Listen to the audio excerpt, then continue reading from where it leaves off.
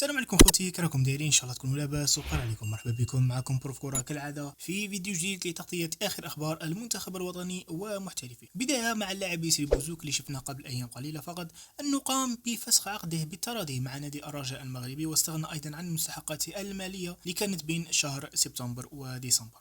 الأمس أكد الصحفي سامي الجبالي أن بوزوك قد تلقى عرض رسمي من نادي الزمالك المصري، إلا أنه رفض هذا العرض. اللاعب ومن نفس المصدر أكد أنه يريد اللعب في الدوري السعودي، واللي بنسبة كبيرة راح تكون الوجهة نتاعو المستقبلية، ولكن ليس مع نادي الفتح حسب ما تداول مؤخرا من بعض الصحف. شخصيا أتمنى أن يحسن بوزوك الاختيار، فصراحة نشوفه لاعب مهم مستقبلا، خصوصا في كأس العرب اللي أكيد راح يكون منافس ليوسف بالليلي على الجهة اليسرى.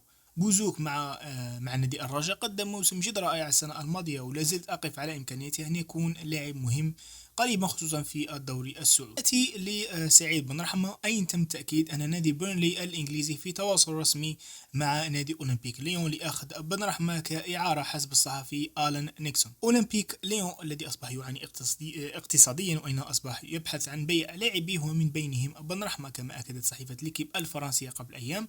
أولمبيك ليون أصبح مضطر حاليا لحل أزمته، وممكن جدا نشوفه بن رحمة في بيرنلي أو حتى في الخليج. يعني حسب ليكيب أيضا قالت أنه سعيد بن رحمة يملك بعض الاهتمامات من أندية الخليج.